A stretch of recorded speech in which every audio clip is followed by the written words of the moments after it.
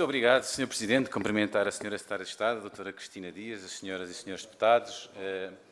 Efetivamente, há aqui duas questões que são importantes nós também referirmos. Enfim, a própria intervenção inicial do Sr. Deputado do Partido Socialista não deixa de ser interessante porque é um pouco esquizofrénica. Quer dizer, o Partido Socialista faz um requerimento para ouvir a Sra. Secretária de Estado e, durante a primeira intervenção que faz, questiona porque é que a Secretária de Estado está aqui.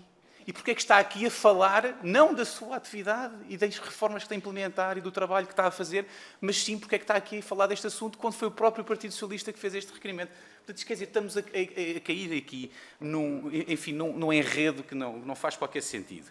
E depois, há aqui dois pontos que parecem importantes. Nós também temos que recuar um bocadinho e perceber do que tem sido a evolução destas audições que temos tido, porque estas audições, temos que nos relembrar, começaram com um requerimento apresentado pelo Chega, votado favoravelmente também pelo Partido Socialista, e agora, desta última vez, um requerimento único apresentado pelo Partido Socialista.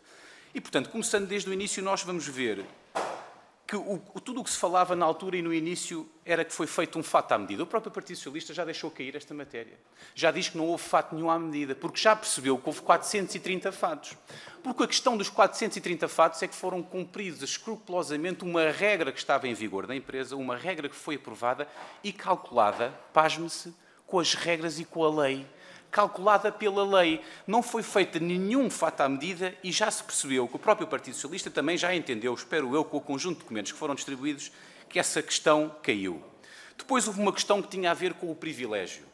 Mas a própria questão do privilégio também já caiu. E caiu porquê? A própria Sra. Secretária de Estado aqui ainda explicou muito bem. Não existiu privilégio nenhum quando o mesmo foi aplicado a 430 funcionários de diferentes categorias, de diferentes funções, com diferentes antiguidades e com diferentes idades. Porque muito tempo foi colocado aqui também, nesta comissão, que era um problema de idade.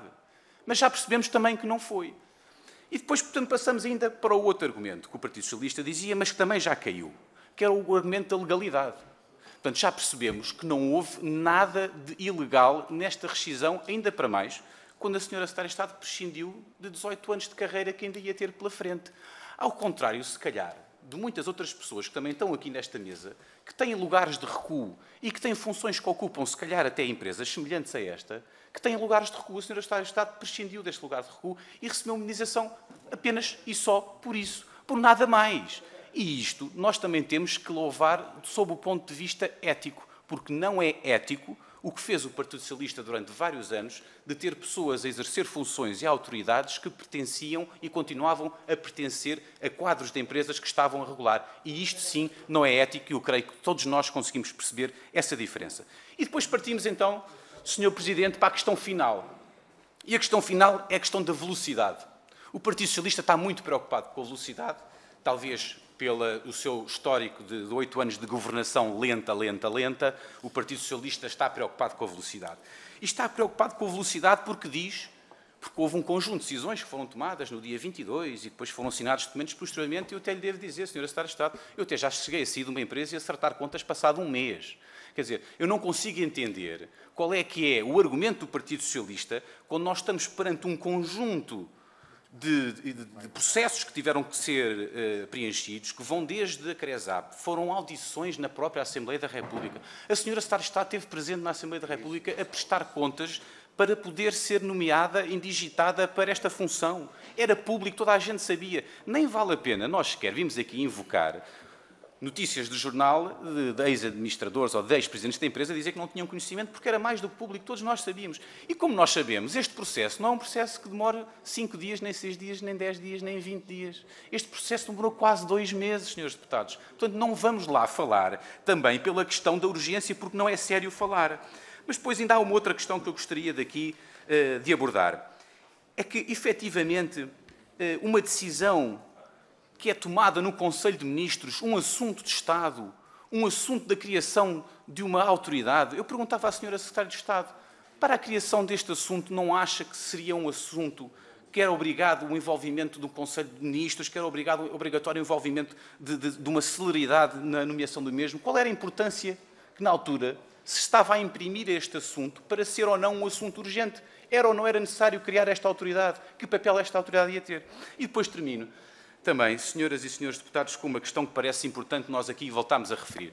Nós tivemos no início destas audições um sindicalista do Partido Socialista que foi chamado para ser aqui ouvido pelo próprio Chega e que veio aqui com um conjunto, enfim, já percebemos que foi um conjunto de mentiras, mas que veio dizer, adicionalmente, o senhor Francisco Fortunato, dirigente do Partido Socialista, que tinha participado e que tinha colocado este assunto em plenários do Partido Socialista.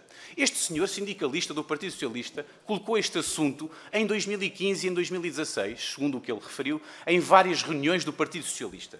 Mas até hoje, repare, passou desde 2015 até 2024, não houve ninguém nas reuniões do Partido Socialista que tivesse efetivamente atento a esta matéria. E, portanto, a pergunta que eu faço também à senhora Secretária de Estado é, depois de ter trabalhado diretamente com o senhor Dr. Pedro Marques, com o Dr. João Galamba, com o Dr. Pedro Nuno Santos, com o Dr. António Costa, que chegou a tutelar efetivamente a pasta, mas também com secretários de Estado como o professor José Mendes, o Dr. Eduardo Pinheiro, não sei se sabem, o Dr. Oliveira Martins, o Dr. Jorge Delgado.